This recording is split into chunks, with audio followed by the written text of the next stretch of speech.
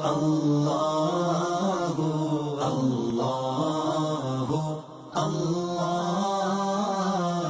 اللہ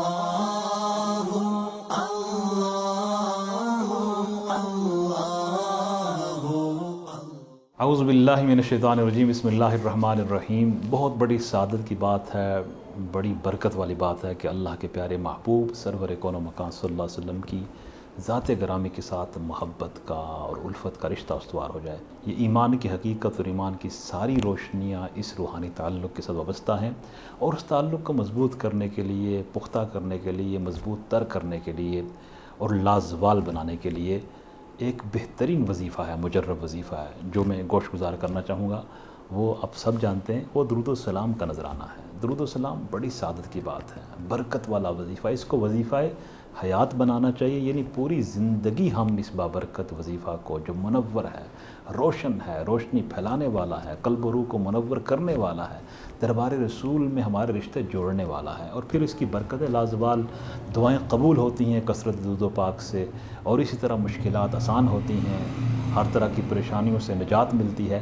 تو یہ بڑی سعادت کی بات ہے۔ اس کے فضائل کے حوالے سے بہت سی بات ہو سکتی ہے، لیکن میں اختصار سے بہت پریسائز میسج دوں گا۔ ایک تو جو درود و سلام کا نذرانہ پیش کرتا حدیث پاک کا مفہوم ہے، اس کے ایک مرتبہ درود پاک پیش کر لیے 10 گناہ معاف ہو گئے، 10 درجے بلند ہوتے ہیں، اور 10 نیکیاں نام عمل میں لکھی جاتی ہیں۔ بیک وقت 30 چیزیں آپ دیکھ لیں، یہ بڑی بلیسنگز ہیں اور بڑی برکت والی بات ہے۔ اور اس میں رہنمائی کے حوالے سے میں سمجھتا ہوں کہ یہ ارشاد گرامی بہت قابل غور ہے۔ بہت سے ارشادات ہیں، ہم اس پہ انشاءاللہ مزید بات بھی کریں گے، اور اس پہ تو ہمیشہ بات کرنی چاہیے، کثرت سے بات کرنی چاہیے، اس لیے کہ برکتوں والا وظیفہ جو ہماری زندگی کو اور آخرت کو آباد کر دیتا ہے۔ اس حوالے سے سیدنا عبداللہ ابن مسعود رضی اللہ تعالیٰ راوی حدیث ہیں، یہ ارشاد پاک قابل غور ہے۔ آقا نے فرمایا صلی اللہ علیہ وسلم، اول الناس بیوم القیامہ اکثرہم علیہ صلاۃ، کہ قیامت کے روز میرے زیادہ قریب وہ شخص ہوگا، بہت زیادہ قرب اس کو میسر آئے گا جو کثرت سے مجھ پہ درود کے نذرانے پیش کرتا ہوگا، درود پڑھتا ہوگا، جو درود بھیجتا ہوگا۔ یہ درود پاک کے نذرانہ اور درود شریف کے وظیفہ کی برکتیں ہیں۔ کون عاشق رسول ہے، کون ایمان والا ہے جو اس قرب کا متمنی اور متلاشی نہ ہو؟ پوری زندگی ہم لگا دیتے ہیں کہ اللہ کی رضا مل جائے اور خوشنودی مصطفیٰ مل جائے۔ وہ خوشنودی بلکہ وہ قرب مصطفیٰ صلی اللہ علیہ وسلم کا درود پاک کے وظیفہ کے اندر محفوظ ہے، پوشیدہ ہے۔ اس کو حاصل کرنا ہے تو کثرت کے ساتھ درود پاک، اللہ کے حبیب صلی اللہ علیہ وسلم کا قرب میسر آ جائے گا۔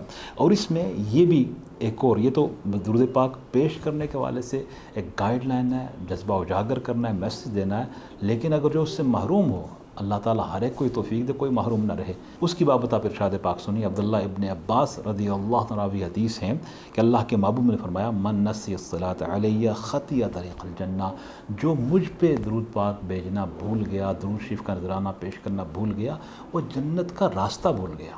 گویا جنت کا راستہ درود پاک کے ذریعے ہو کے جاتا ہے، اس نسبت کے اس وظیفہ سے جنت کا راستہ کھلتا ہے، جنت کی طرف جانے والے اسباب میسر آتے ہیں، اللہ کی رضا ملتی ہے۔ اور جو یہ نذرانہ پیش کرنا بھول گیا، گویا جنت کا راستہ بھول گیا۔ اس سے بڑا پیغام کیا ہو سکتا ہے؟ بہت کمپریہنسو میسج ہے، بڑا جامع میسج ہے، اور ہمارے دلوں کو بیدار کرنے والا میسج ہے۔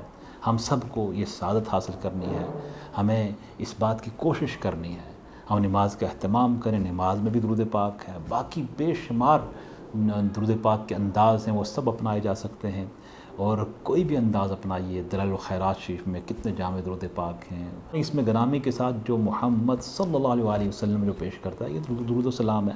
تو ہمیں کبھی بھی درود پاک سے محروم نہیں رہنا ہے، خود بھی اس کا پابند ہونا ہے، کثرت سے پیش کرنا ہے، اپنے بچوں کو، اہل خانہ کو، دوست احباب کو، سب کو اس بات کی تعلیم دینی ہے، تاکہ اس سعادت کو سمیٹیں، سعادت والے بن جائیں، برکت والے بن جائیں، کرم والے بن جائیں، اور خیر والے بن جائیں، اور قلب و روح کو منور کرنے والے بن جائیں۔